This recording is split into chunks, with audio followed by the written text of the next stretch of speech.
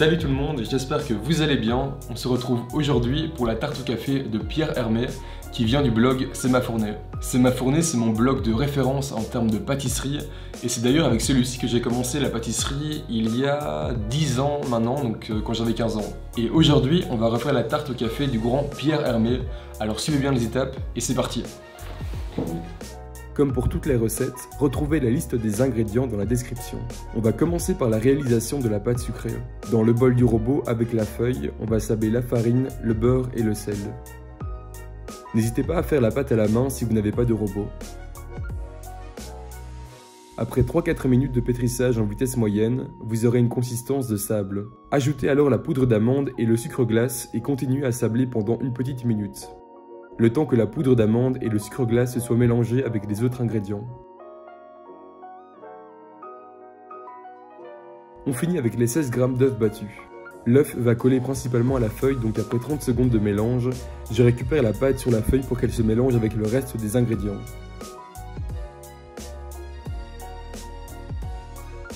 La pâte va très vite former une pâte compacte, arrêtez-vous assez vite, si vous mélangez trop longtemps, la pâte va prendre de la force et nécessitera beaucoup de repos avant d'être travaillée.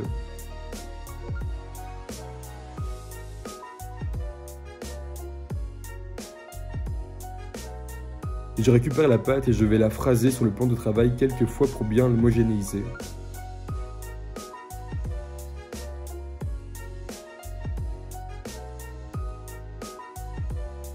Ensuite, je l'emballe dans du film plastique tout en l'aplatissant et en formant déjà un rond. Elle refroidira plus vite et facilitera la suite de la recette.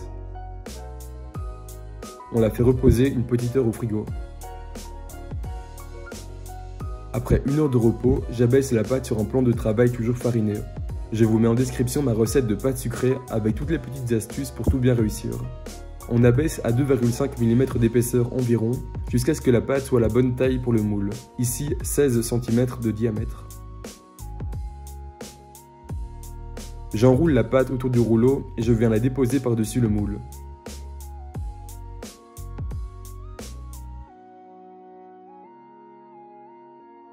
Je fonce la pâte, comme d'habitude on commence par remplir les coins, on retire ensuite l'excédent et on revient marquer les coins pour être sûr qu'ils soient bien remplis, sinon la pâte s'affaisserait à la cuisson.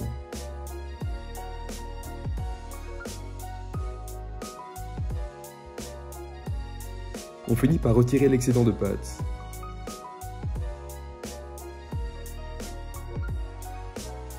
Je la laisse encore reposer une petite heure au froid pour être sûr qu'elle ne bouge pas trop à la cuisson. Je la pique et enfourne à 160 degrés pour 20 minutes.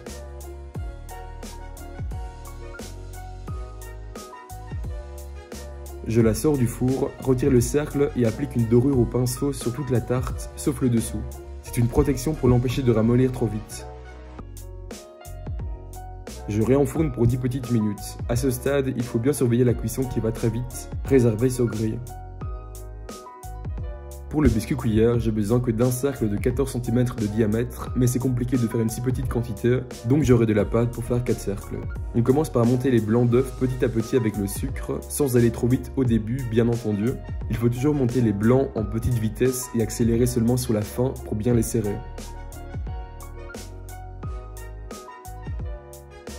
Une fois qu'ils sont bien fermes, on ajoute les jaunes d'œufs et on mélange un minimum et grossièrement. Ensuite, on ajoute la farine tamisée en 2 fois et délicatement, en essayant de ne pas faire retomber les blancs montés.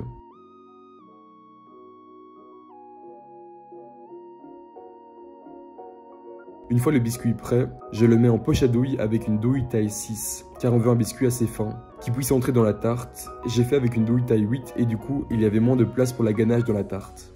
On poche des ronds de pâte à biscuit et on enfourne pour 8 minutes de cuisson à 180 degrés. Une fois cuit, réservé sur grille à pâtisserie. On va s'occuper de la chantilly café, à faire la veille de préférence ou au moins 3 heures à l'avance. Dans un poêlon, je fais chauffer la crème. En parallèle, je broie le café grain préalablement torréfié dans une poche à douille et avec un rouleau à pâtisserie.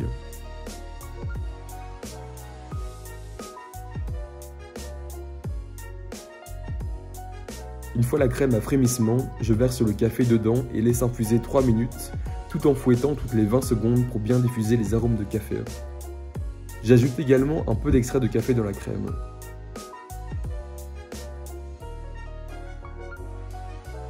Je filtre la crème infusée avec 2 tamis pour être sûr qu'aucun morceau de café n'échappe.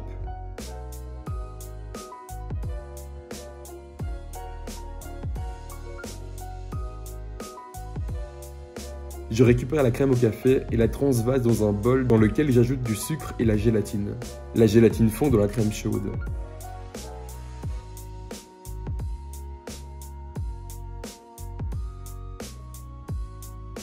Je filme au contact et fais refroidir au frigo pour minimum 3 heures. Pour la ganache, on aura besoin également de crème infusée au café, donc j'ai exprès fait infuser plus de crème pour la crème chantilly et la ganache. J'ai fait fondre préalablement le chocolat blanc. Utilisez-en un de couverture, peu sucré idéalement. J'ajoute un premier tiers de crème dans le chocolat et je mélange. Dans un premier temps, le mélange ne ressemblera pas à grand chose, c'est seulement après le deuxième tiers que ça commence à ressembler à une ganache. Et on finit avec le troisième tiers de crème café et la ganache est prête. Je récupère mon fond de pâte sucrée beau comme tout. Je mets une petite partie de la ganache au fond et la répartis sur toute la tarte.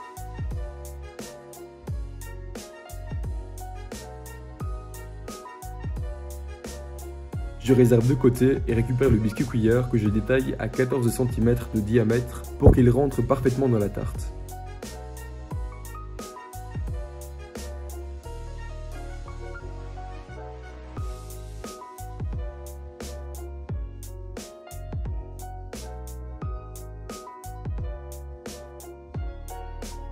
Et je l'imbibe de café préalablement refroidi.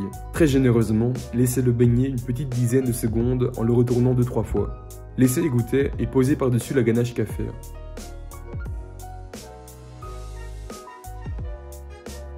On remet une fine couche de ganache par-dessus et je lisse avec une spatule coudée.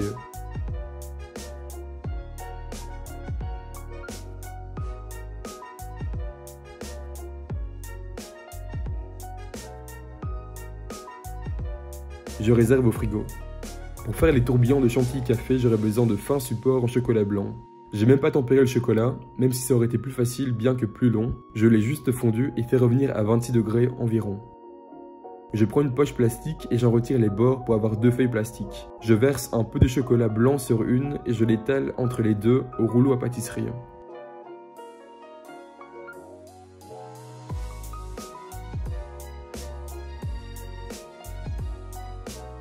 Ensuite, j'attends quelques minutes que le chocolat commence à figer et je détaille des cercles de 6 cm de diamètre. Je fais refroidir au frigo une vingtaine de minutes et ils sont prêts à être utilisés. On va maintenant monter la crème chantilly au café qui a eu bien le temps de refroidir au frigo. La gélatine a pris également. Une chantilly comme ça avec de la gélatine est nettement plus facile à monter. En petite vitesse pour commencer et en vitesse moyenne pour finir.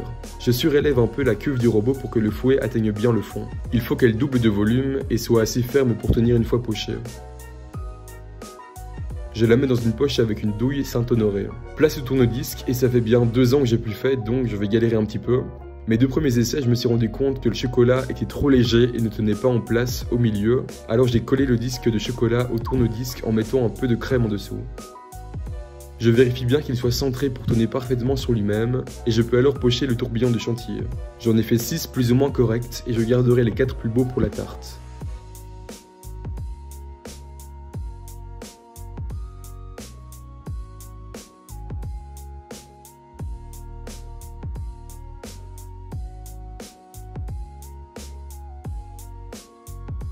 Le reste de crème, je la remets au batteur pour la remonter un petit coup si nécessaire et je passe à la décoration de la tarte. Je dépose les 4 plus beaux tourbillons un à un et le plus au bord possible. Idéalement, il faudrait ne pas voir les supports en chocolat, mais la douille Saint-Honoré est un peu trop grosse. Et on recouvre la tarte du reste de chantilly café. La base de la tarte, et notamment la ganache, est assez sucrée, donc la chantilly sur le dessus est voulu moins sucrée, ce qui crée un bel équilibre. J'ai essayé de reproduire la même décoration que la fois où je l'avais réalisée en 2015 pour un anniversaire et voici le résultat. Je finis avec un peu de cacao en poudre et des décorations en chocolat blanc. Si vous voulez savoir comment j'ai réalisé les décors, je vous invite à consulter la vidéo qui apparaît maintenant en haut à gauche de votre écran.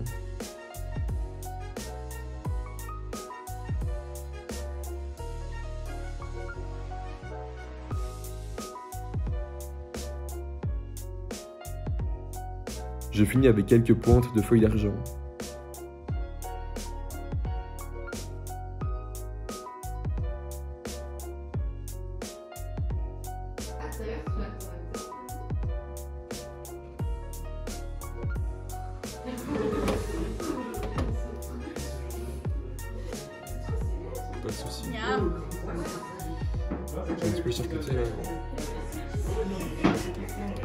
Anne, tu crois que tu peux mettre une bouilloire d'eau à bouillir? Cool. C'est bon?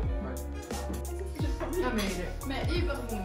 Franchement, ce jour-là, c'est... Je sais pas si c'est parce que j'ai pas mangé de raclette, mais j'ai l'impression que c'est le meilleur dessert de l'année. J'ai hâte de goûter la tarte vraiment parce que...